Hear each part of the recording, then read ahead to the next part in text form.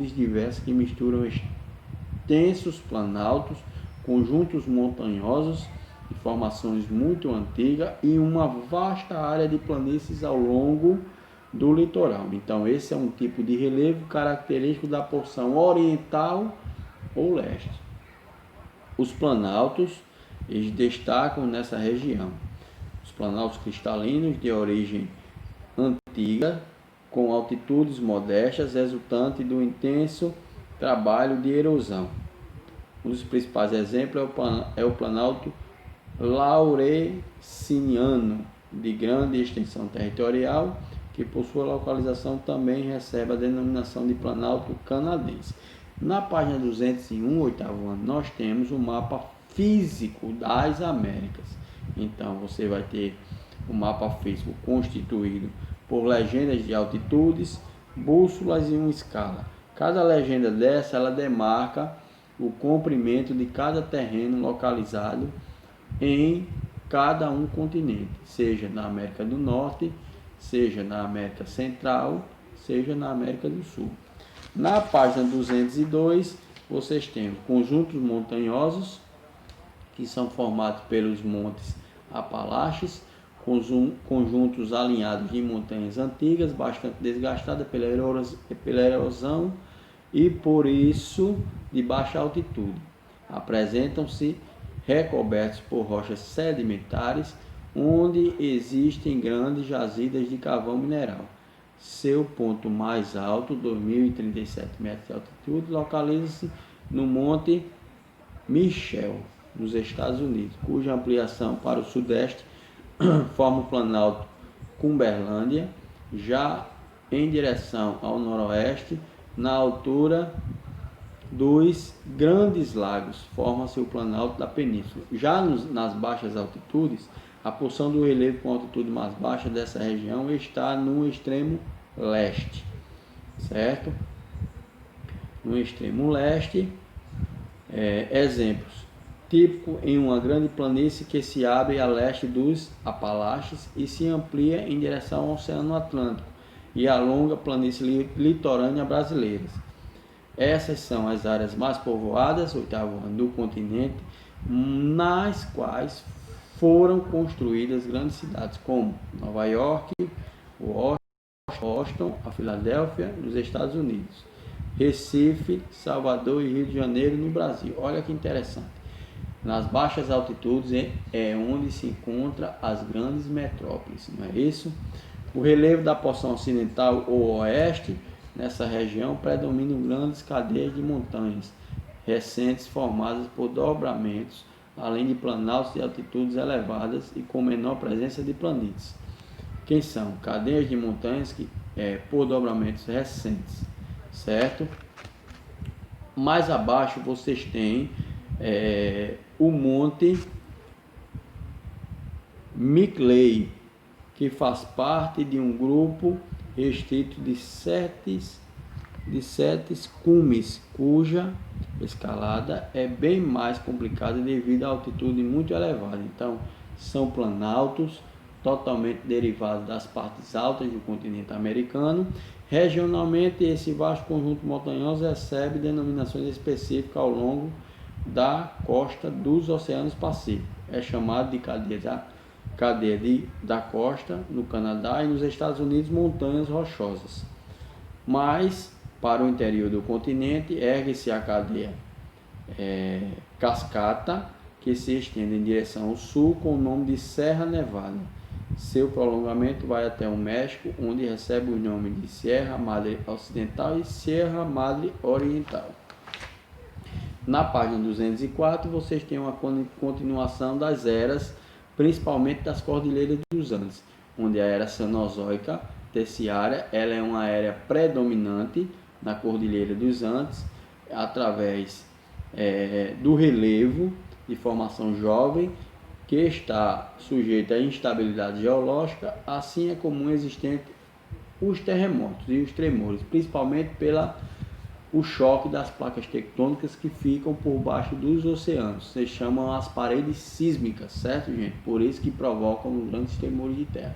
Para vocês terem uma ideia, O estado da Bahia teve agora há pouco um tremor de terra, certo? De escala bem mais reduzida e de uma magnitude bem mais ampla, porém, certo? Na escala Richter, que é onde complementa o tremor de terra, ela foi bem espaçosa, certo, gente? Espaçosa é porque abrangeu um bom ponto de terreno, tá ok? Então, as pequenas planícies elevadas e os elevados altiplanos, certo? Na América do Sul, as planícies são bastante estreitas e por vezes desaparecem em virtude do alongamento dos Andes, que chegaram até o Oceano Pacífico. A maioria dessas planícies apresentam climas áridos, principalmente no litoral do Peru e do Chile, como consequência da passagem da corrente marítima fria de Humboldt. A corrente marítima fria de Humboldt, lembre muito bem desse nome, corrente marinha fria de Humboldt, que não permite a penetração de massas de ar úmida no litoral. Como decorrência desse fenômeno natural, é bastante escasso o povoamento das regiões. Na página 205, na página 205, vocês vão ter abaixo os tipos de correntes que propagam em nosso continente. Vocês têm a corrente norte equatorial, a corrente sul equatorial, a corrente de Humboldt, certo, gente? A corrente de Falklands, a corrente das Guianas, a corrente sul equatorial e a corrente do Brasil.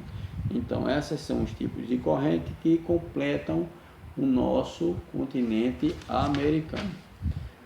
Os planaltos elevados, certo, e o relevo de porção central é caracterizado e se destacam em 3 grandes regiões: a planície canadense, que encontra a Baía de Hudson, unindo-se ao sul com a planície de Grandes Lagos; a planície de São Lourenço, drenada pelo rio de mesmo nome; a planície do Mississippi, que se alarga ao sul, onde é chamada de planície do Golfo, certo? Então, esses são os 3 tipos de planície.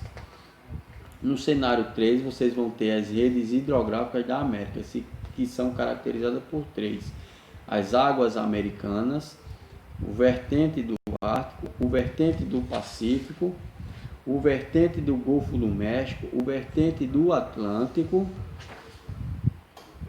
e são 4 majoritárias. No cenário 4, vocês vão ter a diversidade climatológica e botânica, o alongamento territorial em sentido norte-sul. Eu quero que vocês se aprofundem nessa interpretação textual da página 212, certo?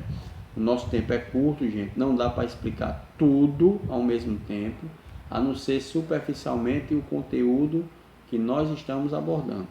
Então, diversidade da altitude de disposição do relevo, o gráfico abaixo já mostra a altitude, que é a distância em metros de qualquer ponto da superfície terrestre em relação ao nível do mar dos oceanos.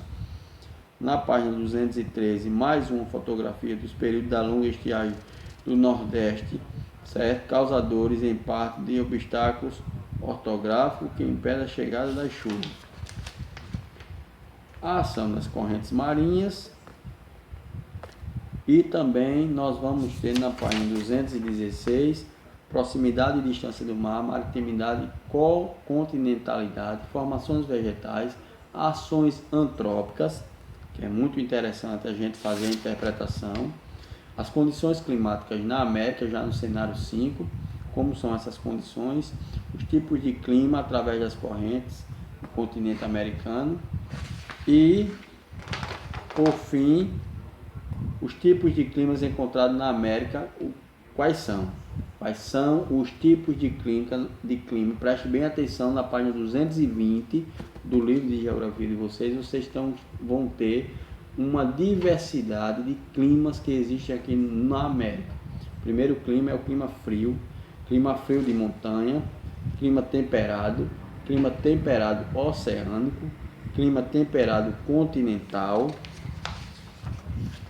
clima subtropical, clima árido, clima semiárido, clima tropical, clima equatorial, certo? E clima tropical, certo? Nós temos também os biomas das Américas, que são relativos, certo? Biomas são fatores decorrente da vegetação e dos animais que são constituídos da fauna e da flora. Nós temos o deserto, esse bioma desenvolve onde falta umidade e torna difícil a vida de animais e vegetais. As savanas, as florestas tropicais e equatoriais, as pradarias, estepes, deserto e vegetação arbustiva, tundra, floresta boreal e, por fim, o nosso grande ensaio geográfico que eu quero que todos redigam na página 229 das questões 1 da página 229, que a primeira questão se fala sobre como se chama o conjunto de cadeias montanhosas localizado na parte ocidental da América do Norte. É a primeira questão. E vai até a atividade 5. E também nós vamos ter a atividade de encerramento, que se propaga até a página 234, pessoal. Então eu vou querer essas questõezinhas prontas, certo? Na videoaula de hoje, que se iniciou de 1 hora, hoje sabendo que nós estamos na Semana da Independência, porém nossas aulas virtuais estão focadas no livro didático de Geografia e estou para dúvidas e curiosidades no PV de 1 às 17h45. Eu espero todos vocês do 8º ano. Página 229 a página 234, certo? Ensaio geográfico e exercício de encerramento. Boa sorte a todos.